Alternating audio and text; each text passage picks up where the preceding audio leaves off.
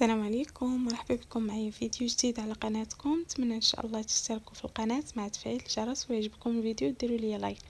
المهم اليوم ان شاء الله جبت لكم طاجين مختلف، ربما اول مره غادي تشوفوه. طاجين بالخضره والشعريه، ولكن كيجي خطير بنين بنين بزاف، رائع. واخا زعما يجيكم غريب اللي ما كيعرفش ليه او اللي ما عمرو شافه، فغادي يجي غريب ولكن كيجي بنين بزاف. نتمنى ان شاء الله يعجبكم، وما تنسونيش من لايك وندوزو المكونات على بركه الله. في واحد الطاجين هنايا خديت اللحم والشحمه قطعتهم هكا طريفات غير صغارين. هنايا ما غاديش نديرو اللحم هكا صاين، فغنقطعهم طريفات صغار، ومن الاحسن يكونوا بكري باش كيعطيو داك البنه بنينه في الطاجين. ونكثروا شويه الشحمه باش يعني هكا طلق لنا ديك ليدام، طلق البنه مزيان. هنا من بعد كنحك عليهم واحد البصيله تكون متوسطه بطبيعه الحال. من بعد ما كنقشرها كنحكها من فوق هذاك اللحم، ومن بعد كنضيف عليهم واحد بصيص ديال الثومه حتى هو محكوك. من بعد ما كنضيف الثومه كنزيد القزبر ومعدنوس مقطعين.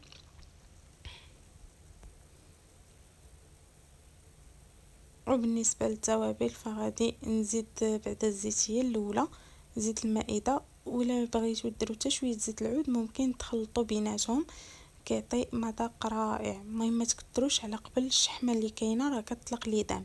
في التوابل غادي نضيف نص معلقه صغيره ديال الملحه، غادي نضيف هنايا واحد معلقه صغيره مع عمراش ديال الضامه ديال الزعفران شعره، تعطي واحد المذاق رائع في الطواجن. ولا عندكم زعفران زغبه هكاك يعني طبيعي ديروه.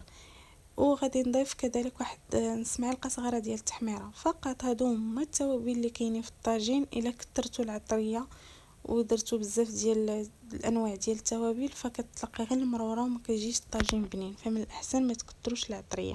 صافي من بعد كنخلط هذاك اللحم والبصله والعطريه والربيع مع داك الزيت، وكنخليه يتقلى داك اللحيمه مزيان حتى كتقلى.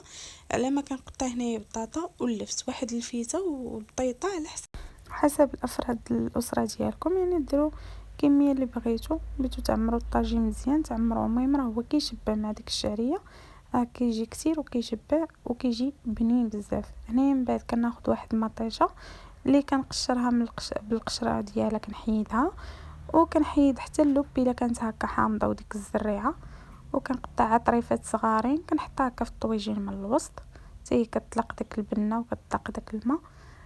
طويجنات صراحه راك عارفين السوسيين ضروري في الطاجين كيديروا مطيشه حيت كتجي بنينه بزاف مع الطاجين. من بعد هنايا غادي ناخذ الفلفله حلوه. هنايا انا درت الفلفله حمراء وفلفله خضراء قطعتهم هكا طريفات طوال. وانتم ديروا غير الخضراء ولا الحمراء اللي كان متوفر. صافي بهذا الشكل هذا حتى كتعطي واحد الريحه في الطاجين واحد المذاق خطير. وديروا حتى الفلفله حاره اللي كيبغي الحار، مع الطويجنات كيبغيو الحار كيجيو زوينين بزاف مع الطاجين. صافي من بعد ما كنستف هكا ديك الفليفله من الفوق غادي نغطيه ونخليه حتى كطيب ديك البصله، حتى كطيب ديك البطاطا وداك اللفت. من بعد ما كطيب مزيان انا كنسى ما كنصورش حتى كندوز المرحله الاخرى عاد كنتفكر. المهم من بعد هنايا غناخذوا الشعريه رقيقه، الا كانت ديال السفه ديروها، كانت هذيك ديال الحريره المهم تكون ديك الشعريه الرقيقه. كنشدها هكا كنغسلها وكنديرها من الفوق ديال داك الخضره. من بعد ما كطيب كيدخلها الطيب يعني بقى لها غير واحد شويه باش كتكمل داك الطياب مع ديك الشعريه من الفوق.